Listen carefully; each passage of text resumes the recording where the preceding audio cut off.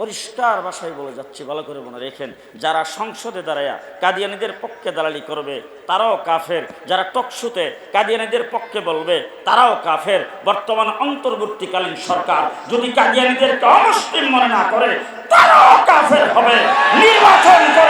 নির্বাচন করে বাংলাদেশের ক্ষমতায় যারা যাবে তারা যদি কাফের মনে না করে তারাও কাফের। মুহাম্মদুর রাসূলুল্লাহ সাল্লাল্লাহু আলাইহি সাল্লামের উম্মত খুশি না বেজার? খুশি না বেজার? আমার নবী সর্বশেষ নবী। শেষ কথা আপনাদের সামনে বলতে চাই, পৃথিবীতে যত মানুষের জন্ম হয়েছে, যত বড় ব্যক্তি হোক না কেন, চাই যে কোনো ধর্মের হোক, খ্রিস্টানের হোক, ইহুদির হোক, আজকে পৃথিবীর সবচাইতে বড় প্রেসিডেন্ট জো বাইডেন, আমেরিকার প্রেসিডেন্ট, তিনি যদি ইন্তেকাল করেন, তার যদি জীবনী আলোচনা হয়, ট্রাম্পের যদি জীবনী আলোচনা হয়, ওবামার যদি জীবনী আলোচনা হয়, বুশের যদি জীবনী আলোচনা হয়, বিল ক্লিনটনের যদি জীবনী আলোচনা হয়, নমরুদ, ফেরাউন, হামান, সাদ্দাত, আবু জাহেল, এদের যদি জীবনী আলোচনা হয়, আর যদি ইমামে আজম আবু হানিফার জীবনী আলোচনা করেন, ইমাম বুখারীর জীবনী আলোচনা করেন, আপনাদের এই এলাকার কৃতি সন্তান আমাদের ব্রাহ্মণবাড়িয়ার বড় হুজুর তার যদি জীবনী আলোচনা করেন, প্রত্যেকটা মানুষের জীবনী শুরু হবে জন্মগ্রহণ থেকে মৃত্যু হইলে শেষ। বলেন বলেন বলেন বলেন। বঙ্গবন্ধু শেখ মুজিবুর রহমানের জীবনী শুরু হবে জন্মগ্রহণ করার থেকে মৃত্যু হইলে শেষ। জিয়াউর রহমানের জীবনী জন্ম থেকে শুরু, মৃত্যু হইলে শেষ। শেখ হাসিনার জীবনী জন্ম থেকে শুরু, মৃত্যু হইলে শেষ। জিয়াউর রহমান, খালেদা জিয়ার জীবনী জন্ম থেকে শুরু, মৃত্যু হইলে শেষ। এরশাদ চাচার জীবনী জন্ম থেকে শুরু, মৃত্যু হইলে শেষ। একমাত্র, শুধুমাত্র, কেবলমাত্র সৃষ্টি জগতে একজন ব্যক্তির জন্ম এবং মৃত্যুর আলোচনা হবে না। তার জন্ম থেকে তার আলোচনা শুরু হয় নাই, মৃত্যু হইলে শেষ হয় নাই। আমার নবী, বিশ্ব নবী মুহাম্মদুর রাসূলুল্লাহ সাল্লাল্লাহু আলাইহি ওয়াসাল্লামের জীবনী পৃথিবী জন্মের, পৃথিবী সৃষ্টি হাজার বছর আগে থেকে শুরু, জান্নাতে যায় শেষ। ঠিক কিনা? ঠিক কিনা? ঠিক কিনা? দৃষ্টান্ত স্বরূপ বলতে চাই, দৃষ্টান্ত স্বরূপ বলতে চাই। কোরআন শরীফের ভিতরে একটা সূরা, সূরার নাম হলো সূরা ইয়াসিন। আছে কিনা? সূরা ইয়াসিন সম্পর্কে হাদিসের মধ্যে আসছে, আল্লাহ পাক এই সূরাটা পৃথিবী সৃষ্টির 1000 বছর আগে তেলাওয়াত করেছেন। এত জোরে না, এত জোরে না, আস্তে আস্তে। কয় বছর আগে? পৃথিবী সৃষ্টির 1000 বছর আগে তেলাওয়াত করেছেন। এবার আমি দৃষ্টান্ত স্বরূপ কথা সংক্ষেপে বলতে চাই, দৃষ্টান্ত স্বরূপ বলতে চাই, এই সূরার ভিতরে আল্লাহ পাক কি আলোচনাটা করেছেন ভালো করে শুনুন। ইয়াসিন ওয়াল কুরআনিল হাকীম ইন্নাকা লামিনাল মুরসালিন। খুব ভালো করে বুঝেন, ইয়াসিন এই শব্দটা আমার রাসূল সাল্লাল্লাহু আলাইহি সাল্লামের সিফতি নাম।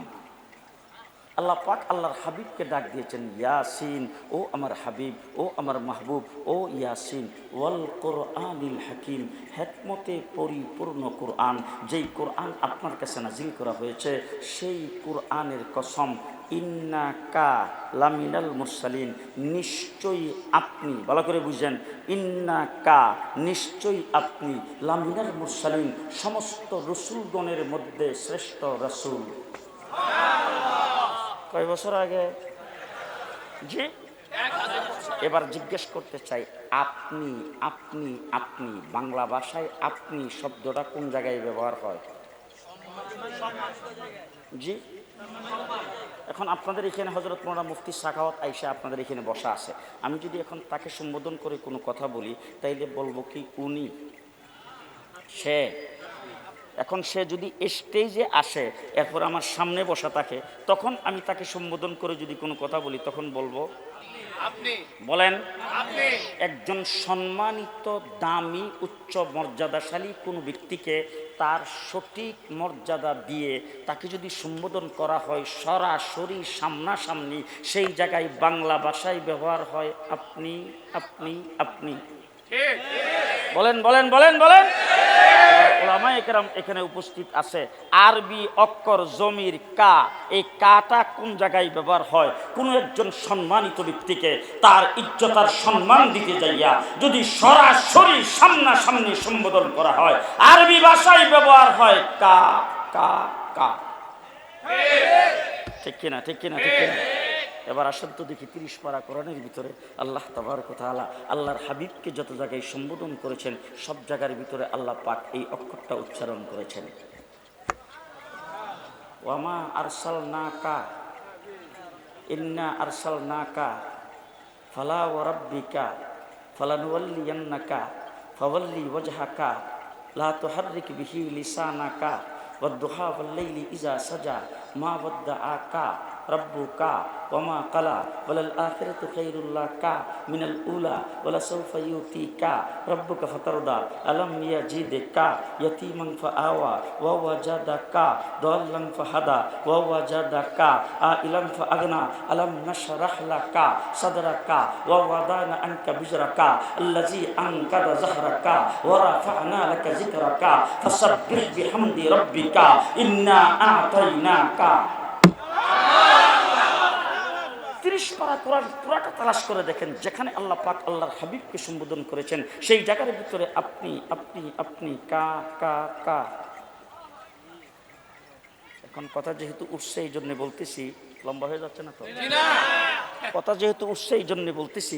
এবার আসুন তো দেখে নি উলামায়ে কেরামের মজলিস, সকল উলামায়ে কেরামকে নিয়ে আল্লাহর একটু জিগাই, আল্লাহ আপনি যে খালি একজনকেই সম্বোধন করলেন, 1,24,000 পয়গম্বর, তাম পৃথিবীতে লক্ষ লক্ষ কোটি কোটি মানুষের জন্য কোরআন নাজিল করেছেন, কোটি কোটি মানুষ পৃথিবীতে হাফেজে কোরআন, আপনি সবাইকে বাদ দিয়া কাউকে শরীক করলেন না, শুধুমাত্র কেবলমাত্র আপনার হাবিবকে কা কা বলে আপনি আপনি বলে সম্বোধন করেছেন, এইখানে আর কাউকে শরীক করলেন না। যে আমার আল্লাহ তাবারক ওয়া তাআলার পক্ষ থেকে জবাব আসে, তোমরা যদি আমাকে এই প্রশ্ন করো, আমি তোমাদেরকে বলতে চাই আমার হাবিব যখন পৃথিবীতে আগমন করেছেন, পৃথিবী তখন বর্বরতার যুগ, অন্ধকারের যুগ ছিল।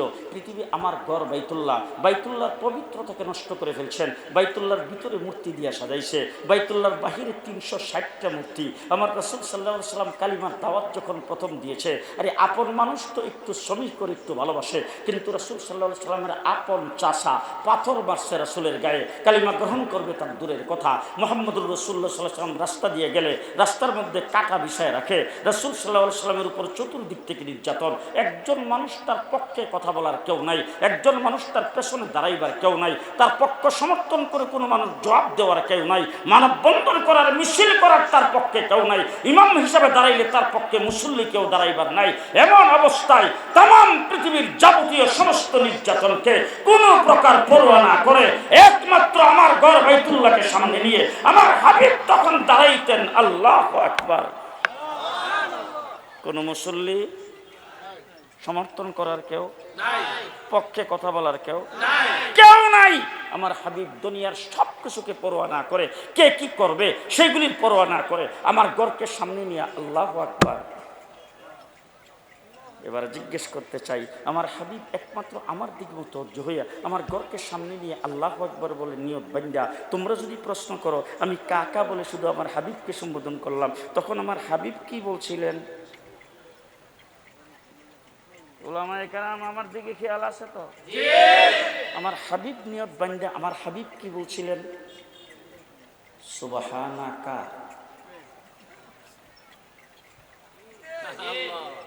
সুবহানাকা ওয়া বিহামদিকা ওয়া তাবারাকা ইসমুকা ওয়া তাআলা জাদ্দুকা ওয়া লা ইলাহা গায়রুকা আলহামদুলিল্লাহি রাব্বিল আলামিন আর রহমানির রহিম মালিক ইয়াউমিদ্দিন ইয়াকা নাবুদু ইয়াকা নাস্তাঈন আল্লাহুম্মা ইন্না নাস্তাঈনুকা ওয়া নাস্তাগফিরুকা ওয়া নু'মিনু বিকা ওয়া নাতাওয়াক্কালু আলাইকা ওয়া নুসনি আলাইকাল খাইর ওয়া নাশকুরুকা ওয়া লা নাকফুরুকা ওয়া নাখলাউ ওয়া নাতরুকু মান ইয়াফজুরুকা আল্লাহুম্মা ইয়্যাকা না'বুদু ইয়্যাকা নাস্তাঈন। আমার আল্লাহ রাব্বুল আলামিন বলেন, আমার হাবিব দুনিয়ার সব কিছু বাদ দিয়া আমার হাবিব বলছেন সুবহানাকা, আমি আল্লাহ বলছি আমার সালনাকা।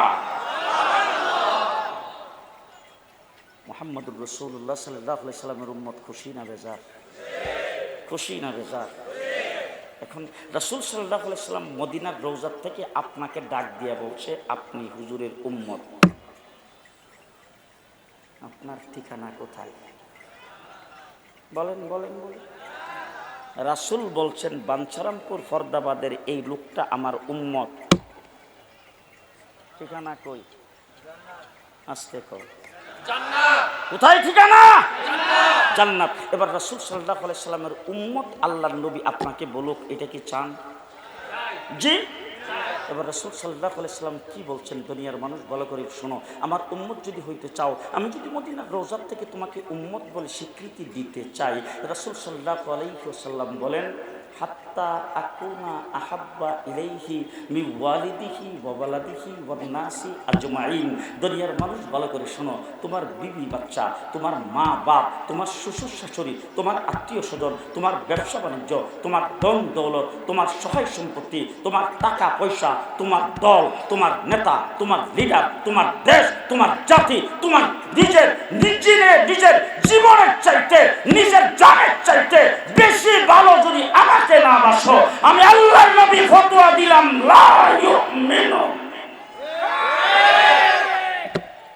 তুমি ইমানদার হতে দেখেন, ডাইনি বামে দেখেন, কেউ কথা না কইলে হেরে দিয়েও কইবেন।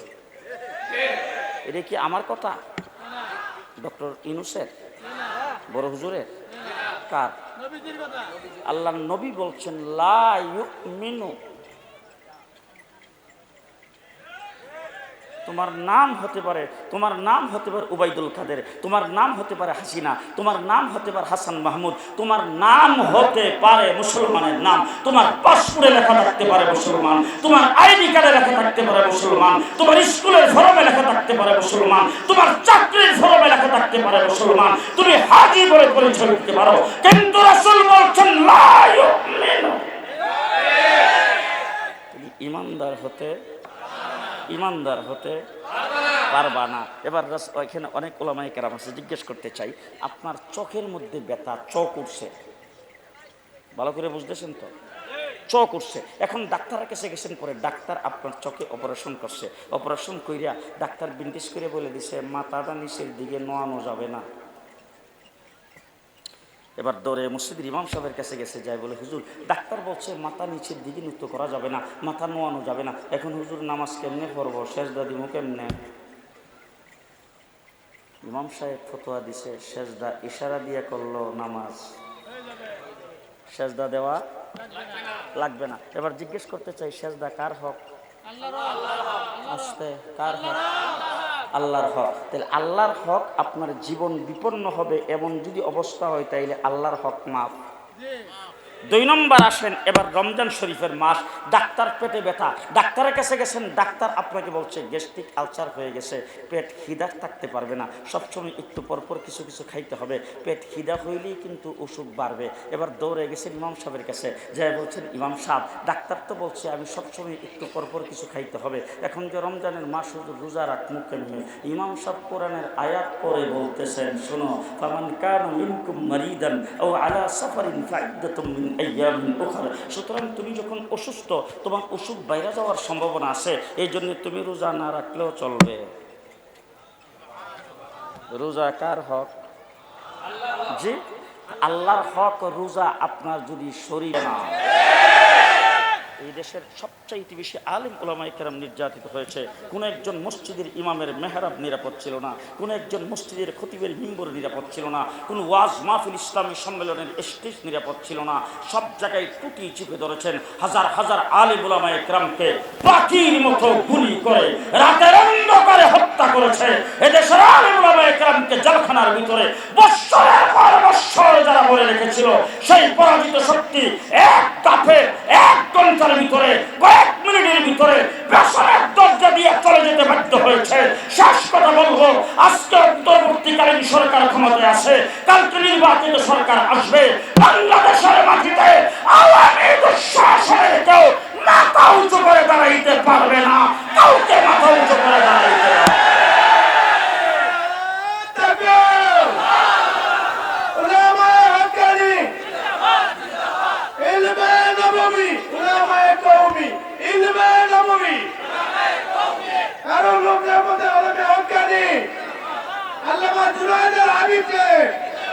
আজকে পরিষ্কার ভাষায় বলে যাচ্ছি আপনাদের সামনে, আমাদের বুজুর্গান দিন ইংরেজটাই দেশ থেকে লাঠি ডান্ডা দিয়ে তাড়িয়েছেন। আমাদের বুজুর্গান দিন কোনো বাতিলের সামনে মাথা নত করে নাই, সমস্ত হকের পক্ষে সবসময় অটল অবিচল নিজের জানকে বাজি লাগা কাজ করছেন। আমরা তাদের নকশা কদমের উপর আসি।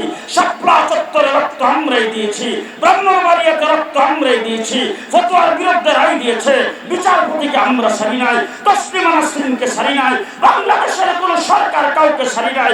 আস্ত পরিষ্কার বলে যাচ্ছি, বাংলাদেশের ক্ষমতায় বর্তমানে অন্তর্বর্তীকালীন সরকার, সামনে নির্বাচিত সরকার আসবে, যেই ক্ষমতায় বসবে ইসলামের বিরুদ্ধে তো শব্দ করলে কাউকে ছেড়ে দেওয়া হবে না, কাউকে ছেড়ে দেওয়া হবে না, কাউকে ছেড়ে দেওয়া হবে না। আপনারা কি আলেমদের সাথে আছেন? নাসরুম মিনাল্লাহ, ফাতহুন করিম, ওয়াবাশশিরিল মুমিনিন। আসসালামু আলাইকুম ওয়া রাহমাতুল্লাহি ওয়া বারাকাতুহু। হুশিয়ার সাবধান, ইসলামের শত্রুরা। ফরদাবাদ উলামা পরিষদ সভাপতি হিসাবে